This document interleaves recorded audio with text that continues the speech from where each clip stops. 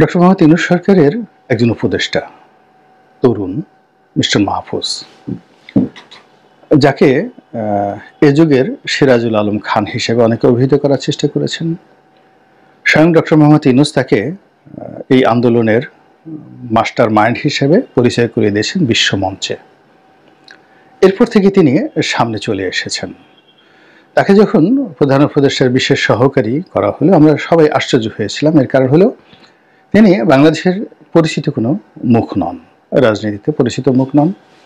এমনকি যখন এই কোটা বিরোধী আন্দোলন তুঙ্গে, তখনও তার কোনো নামগন্ধ আমরা দেখিনি, শুনিনি, বুঝিনি। এরপর অন্য কোনোভাবে, মানে এখন তার অনেকগুলো ভিডিও ফুটেজ আসছে, তার অনেক দার্শনিক চিন্তা ভাবনা, তার অনেক বক্তব্য, তার পালংবাদ, এ সকল কথাবার্তা এখন সামনে আসছে, কিন্তু ইতিপূর্বে আমরা তার সম্পর্কে কিছুই জানতাম না। তো এই ভদ্রলোক ঢাকা বিশ্ববিদ্যালয়ে ল ডিপার্টমেন্টের ছাত্র ছিলেন, এখন আছেন কিনা আমি জানি না। যেহেতু আমি ওই ডিপার্টমেন্টের ছাত্র, ল ডিপার্টমেন্টের ছাত্র, তো সেই কারণে আমি জানি যে ঢাকা বিশ্ববিদ্যালয়ের কলা অনুষদে, আর্টস ফ্যাকাল্টিতে সবচেয়ে মেধাবী ছেলেরাই সাধারণত এই ল ডিপার্টমেন্টে ভর্তি হয়। তো সেই দিক থেকে তার লেখাপড়া, তার যে সহজাত মেধা, এটা নিয়ে কোনো সন্দেহ নেই। তো তিনি অতি সম্প্রতি প্রমোটেড হয়েছেন। আগে তিনি বিশেষ সহকারী ছিলেন ডক্টর মোহাম্মদ ইউনূসের সঙ্গে, এখন সেখান থেকে প্রমোটেড করে তাকে মন্ত্রীর মর্যাদা দিয়ে উপদেষ্টা করা হয়েছে। কিন্তু তাকে কোনো দপ্তর দেয়া হয়নি, দপ্তরবিহীন। এবং এতে যে পরিবেশ তৈরি হয়েছে সেটা হলো তিনি দপ্তরবিহীন মন্ত্রী হিসেবে সব দপ্তরের উপরই আধিপত্য দেখাতে পারবেন বা দেখাবেন। দ্বিতীয়ত, তার যে অধিক্ষেত্র, কর্মের অধিক্ষেত্র, এটি এখন প্রধানমন্ত্রী যে কার্যালয় যেটি এখন ব্যবহার করছেন প্রধান উপদেষ্টা, সেখান থেকে ছড়িয়ে সারা বাংলাদেশে আনলিমিটেড হয়ে গেল। তো সেই মানুষটি একটি ফেসবুক স্ট্যাটাস দিয়েছেন, তিনি নাকি সবসময় ইংরেজিতে দেন, এবার বাংলাতে দিয়েছেন। তো এগুলো নিয়ে আলাপ আলোচনা হচ্ছে, অনেকে এটাকে খুবই গুরুত্ব সহকারে প্রচার করছে, আবার অনেকে ঠাট্টা মস্করা করছে যে তিনি কিসের সমন্বয়ক, বাংলাতে একটা সাক্ষাৎকার দিয়ে মানে স্ট্যাটাস দিয়েছেন যেখানে অনেকগুলো বাংলা ভুল, বানান ভুল ইত্যাদি নানা রকম কথাবার্তা।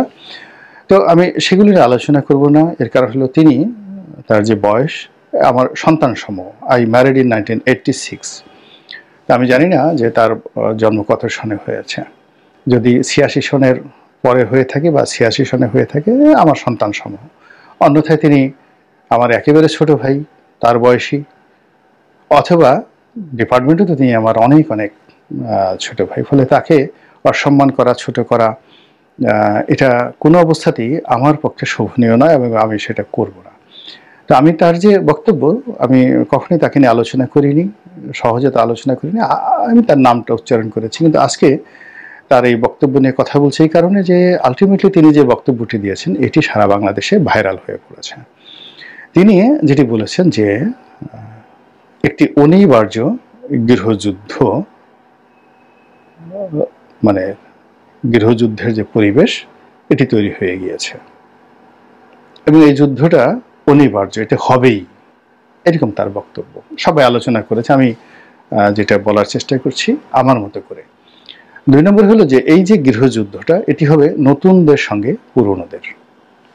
এখন পুরনো বলতে তিনি বয়স্ক মানুষ, the old man, the old culture, এগুলোর ব্যাপারে বলেননি। তিনি যেহেতু এখানে সমন্বয়ক হিসেবে, উপদেষ্টা হিসেবে, বিশেষ সহকারী হিসেবে একটি বিশেষ রাজনৈতিক মতাদর্শকে তিনি লালন করবেন বা করছেন।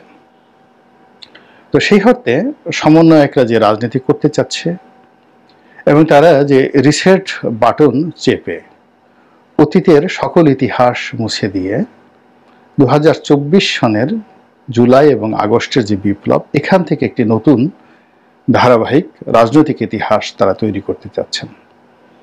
এবং এটা স্বয়ং প্রধান উপদেষ্টা একাধিকবার তিনি বলেছেন এবং তার সেই রিসেট বাটন চাপা নিয়ে, জুলাই আগস্ট বিপ্লব নিয়ে তার এই কথা নিয়ে নানান রকম বিতর্ক হয়েছে। তো এখন সবাই বলার চেষ্টা করছেন যে প্রধান উপদেষ্টা যে কথা বলেছেন কিংবা আসিফ নজরুল সে যে কথা বলেন বা প্রধান উপদেষ্টার প্রেস সচিব যে কথা বলেন, অন্যান্য উপদেষ্টারা যে কথা বলে, সব কথার মূলত মাস্টার মাইন্ড হিসেবে মিস্টার মাহফুজ, তার একটা ভূমিকা থাকে এবং তার একটা প্রভাব থাকে এবং he is the main man. এবং আমরা যদি বলি যে আসলে প্রধান উপদেষ্টা কাজ চালাচ্ছেন না, মূলত ডি ফ্যাক্টো প্রধান উপদেষ্টা বা প্রধানমন্ত্রী হিসাবে মিস্টার মাহফুজ এই সরকারকে চালাচ্ছেন। এটা খুব অত্যুক্তি হবে না। এর কারণ হলো বডি ল্যাঙ্গুয়েজ দেখবেন যে মিস্টার মাহফুজ তিনি যখন আসিফ নজরুল সাহেবের পাশে বসেন, তার শিক্ষক, তো সেখানে মনে হয় আসিফ নজরুল এখানে গৌণ এবং মিস্টার মাহফুজের বসার ভঙ্গি, তার হাত নাড়ানোর ভঙ্গি, মাইক ধরানোর ভঙ্গি, তার কথা বলার মধ্যে ভঙ্গি, এটার সব কিছু দেখে মনে হয় যে সে লিড করছেন। হি ইজ এ লিডার, তার ওই অথরিটি, আত্মবিশ্বাস, হি ইজ এ টাইগার, সিংহ, আর বাকি যারা পাশে বসে আছেন তারা সবাই তার অনুগত।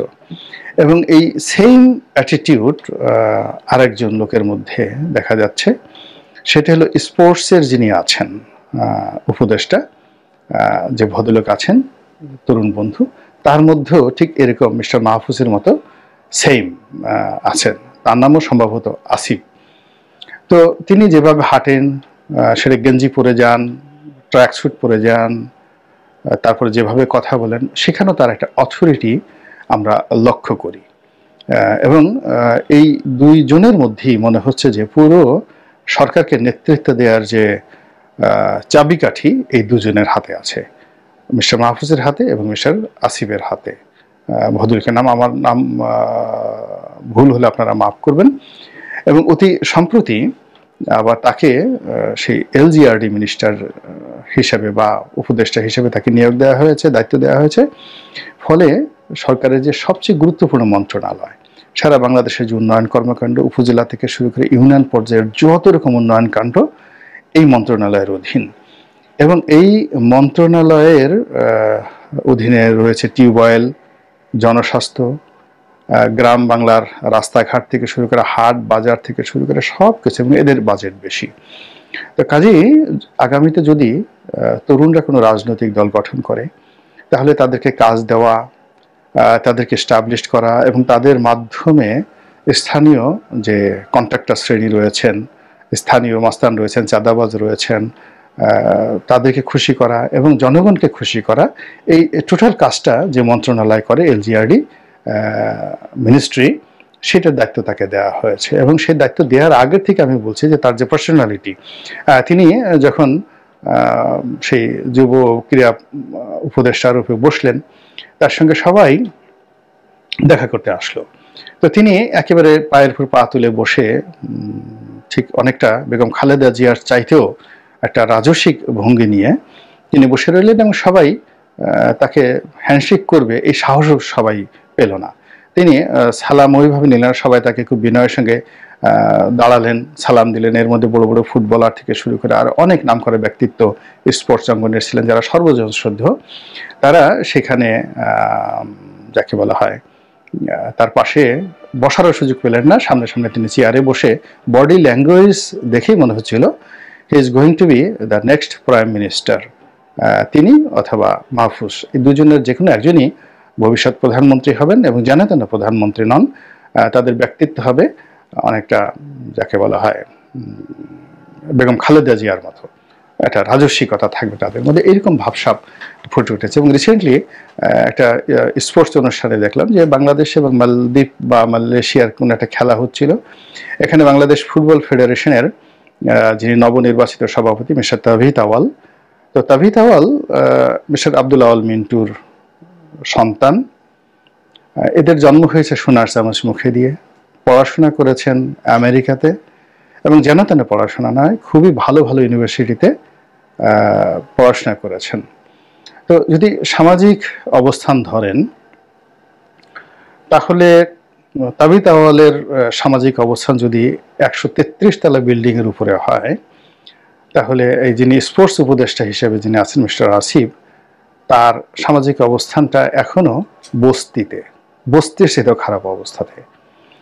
যদি এডুকেশন ধরেন তাহলে ঢাকা বিশ্ববিদ্যালয়ের এডুকেশন আর তাবিথ আউয়াল যে বিশ্ববিদ্যালয়ে পড়েছেন তাদের র্যাঙ্কিং আকাশ এবং পাতালের মধ্যে।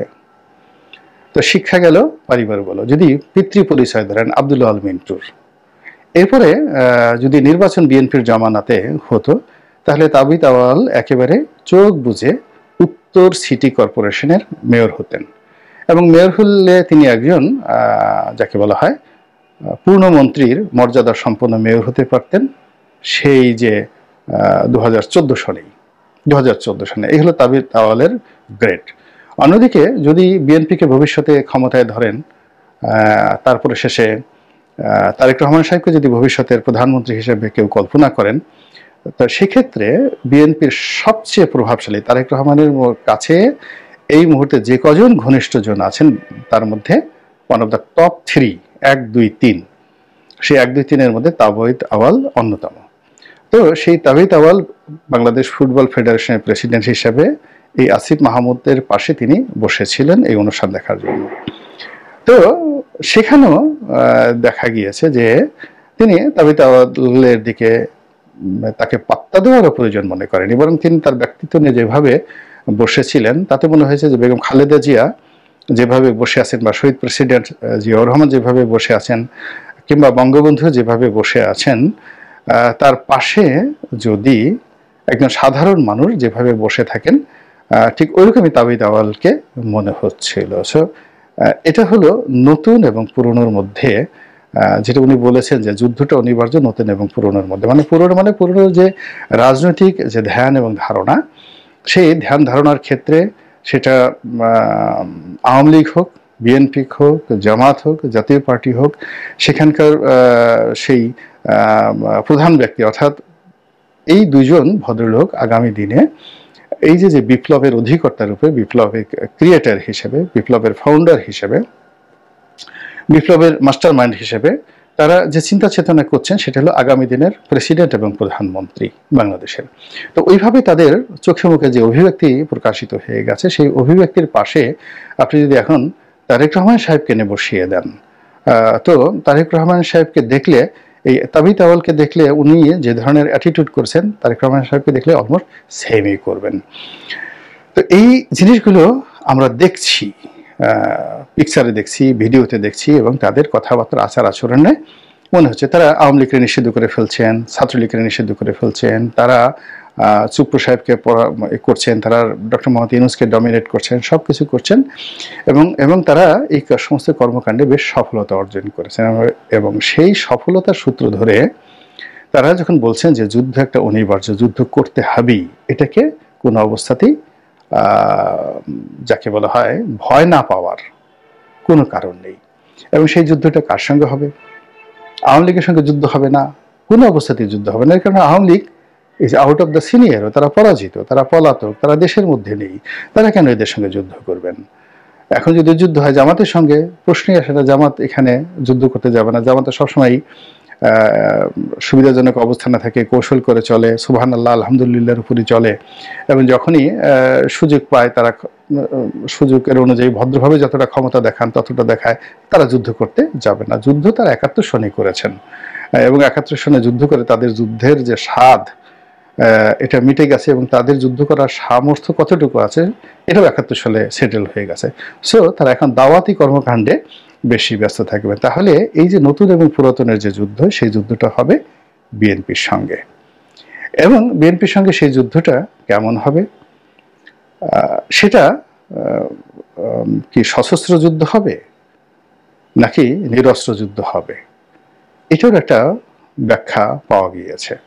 সেই ব্যাখ্যাটা হলো, একজন সমন্বয়ক বলেছেন যে যদি 5 তারিখে আমাদের একটা প্ল্যান ছিল যে এই 5 তারিখের যে আমাদের যে সফলতাটা যদি না আসে তাহলে আমরা সশস্ত্র বিপ্লবে চলে যাব। তাহলে 5 তারিখে যদি তাদের সশস্ত্র বিপ্লব করার পরিকল্পনা থাকে, প্রস্তুতি থাকে, তাহলে এই যে গত 3 মাসে তাদের সেই প্রস্তুতি কি বলেন বাড়ছে না কমছে? আপনারা কি কেউ আমাকে বলতে পারবেন যে বাংলাদেশে যে সকল বাহিনী আছে, স্পেশাল ফোর্সেস, যেমন র্যাব, প্রধানমন্ত্রীর এসএসএফ, তারপর রাষ্ট্রপতির যে বাহিনী যেটা আছে পিজিআর, তো এইগুলোর মধ্যে সবচেয়ে ইফেক্টিভ বাহিনী, আধুনিক অস্ত্রের শস্ত্রে সজ্জিত একেবারে সবচেয়ে গুরুত্বপূর্ণ বাহিনী কোনটা? এসএসএফ। তো এসএসএফ এর কাছে যে সকল অস্ত্র থাকে এর মধ্যে মানে ট্যাঙ্ক থেকে শুরু করে আকাশ থেকে বিমান গুলি করে ভূপাতিত করার মতো মেশিনারিজ বঙ্গভবনে, গণভবনে ছিল। এবং তাদের হাতে যে সকল অত্যাধুনিক অস্ত্র ছিল এটা সেনাবাহিনীর থেকে কোনো বাহিনীর হাতে নাই। তাহলে এখন বলেন তো যে একটা হিসাব মিলিয়ে দেখান যে এসএসএফ এর হাতে যারা গণভবনে ছিলেন শেখ হাসিনার দায়িত্বে নিয়োজিত, অস্ত্রের তালিকাগুলো বের করেন কি কি অস্ত্র ছিল। 2 নম্বর হলো যে এই অস্ত্র সব লুট হয়ে গেছে না ওখানে আছে না কেউ ধরেনি। 3 নম্বর হলো যদি লুট হয়ে থাকে সেগুলো কয়টা উদ্ধার করা হয়েছে, জাস্ট প্রশ্ন করেন। তারপরে প্রশ্ন করেন যে এ যাবৎকালে এই বিভিন্ন ট্রেজারি থেকে, থানা থেকে, 400 থানা পুড়িয়েছে, যত অস্ত্র লুট হয়েছে তার কত পার্সেন্ট সত্যিকার অর্থে উদ্ধার করা হয়েছে এবং কি অবস্থায়, কত গুলি উদ্ধার করা হয়েছে। এই টোটাল জিনিসগুলো চিন্তা ভাবনা করে তারপরে যদি আপনি চিন্তা করেন যে একটা গৃহযুদ্ধ যদি হয়, কেউ যদি সশস্ত্র বিপ্লব করতে চায়, তাহলে তার পরিণতি বিএনপির জন্য কতটা ভয়ঙ্কর এবং ভয়ানক হতে পারে। বিএনপি কি এই জিনিসটি বুঝতে পেরেছে নাকি পারেনি, এটি আমার প্রশ্ন রাখলাম।